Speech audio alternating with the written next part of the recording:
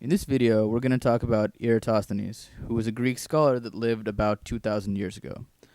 Eratosthenes found a way, using none of the modern tools that we have, to measure the circumference of the Earth. And in this video, we're going to see how he did this. So the heart of Eratosthenes' measurement is a simple geometry problem. So consider the circle shown here, which has points A and B. And let's say that we know the distance that A and B make on the circumference of the circle. So we know the measure of arc AB. Now the question is, with this knowledge, can we determine the circumference of our circle? And I'm sure you all are thinking that the answer is obviously no, because A and B are just two random points on the circle, so just knowing their distance doesn't help us very much.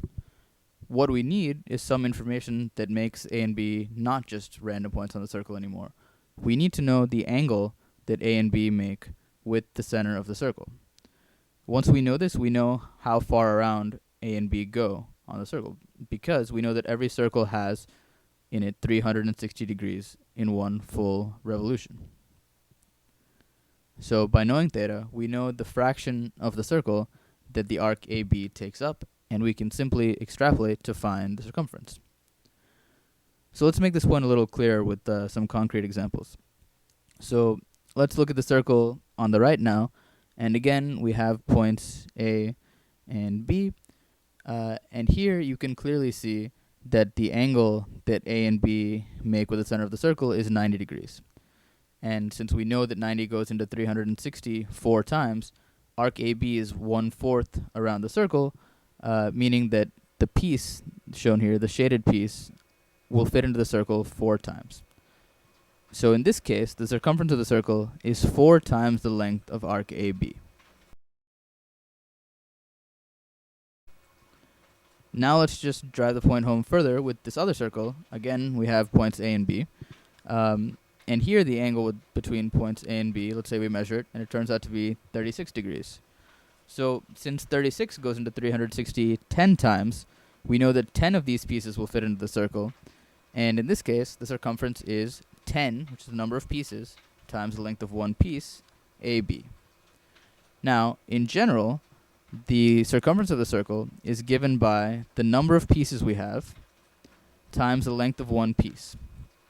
And just writing this out explicitly, the number of pieces is 360 degrees divided by theta, the angle that A and B make with the center of the circle, and the length of one piece is simply AB. So now, if we just know these two things, the arc AB and the angle A and B make with the center of the circle, we can determine the circumference. And this is really the heart of Eratosthenes' method. So now let's apply this. Now we have another circle, but this time we'll explicitly identify the circle as the Earth. And point A becomes the city Alexandria. This is a city in Egypt, and this is where Eratosthenes lived. Point B now becomes the city of Syene. So in Eratosthenes' day, it was known that the distance between Alexandria and Syene was about 500 miles. Of course, back then, the units weren't miles, but we know the conversion factor, so we don't have to worry about the old system of units.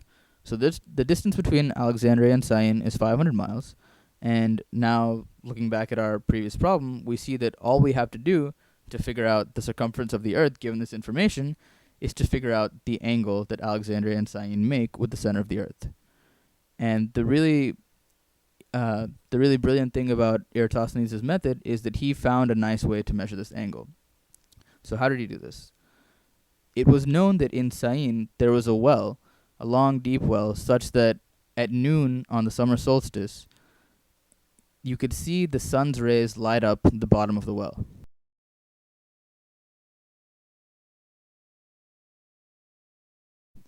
And if you think about this, what this means is that since this well is such a deep thing, this means that the sun's rays must have been coming into the Earth parallel to the well. So we draw these rays. We see the sun is very, very far away from the Earth.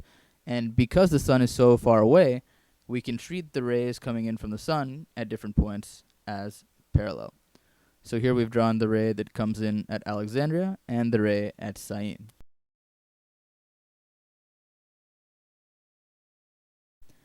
Now, it's an interesting property of parallel lines that if we have these two parallel lines shown here, the two rays, and we have the radii also shown, this angle that we've called theta 2 is equal to the angle that we're trying to find, theta 1. This is a fact that you might have been exposed to in your geometry classes. It's called the property of corresponding angles. But regardless, it's pretty easy to prove to yourself. So since we know this, now we can transform the hard problem of measuring theta 1 to the relatively easier problem of measuring theta 2. So how do we measure theta 2? It's pretty straightforward. So let's zoom in on this region. We have the surface of the Earth as one of the important lines, and then the radius gets translated into a vertical stick, and we also have the sun with one of its rays. So this ray casts a shadow on the ground, and by knowing the length of the shadow and the height of our stick, we can construct this triangle and simply measure the angle theta 2. All we have to do is look at the shadow created off of a stick. And this is exactly what Eratosthenes did. And he measured that the angle theta 2 was equal to 7.2 degrees. So now we have this information. The angle theta, let's just call it theta now, is equal to 7.2 degrees.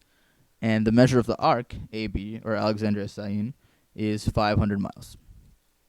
So with this information, now all we have to do is feed this into the formula that we got earlier. Let's just recall it. C equals 360 degrees divided by theta times AB. And so this is very simple to do. We plug in 7.2 degrees for theta. We plug in 500 miles for AB. And in the end, we find that C is equal to 50 times 500 miles, or 25,000 miles. So this is our estimate, or Eratosthenes' estimate, for the circumference of the Earth. Let's call that C Eratosthenes. And so see how simple it was for us to get this, but notice that according to our modern measurements, the average circumference of the Earth, because it's not a perfect sphere, is around 24,900 miles. So we were only about 100 miles off with this seemingly primitive method, which is about 0.5% off. So this is a very impressive thing for someone who lived so long ago without the access to these tools that we now use.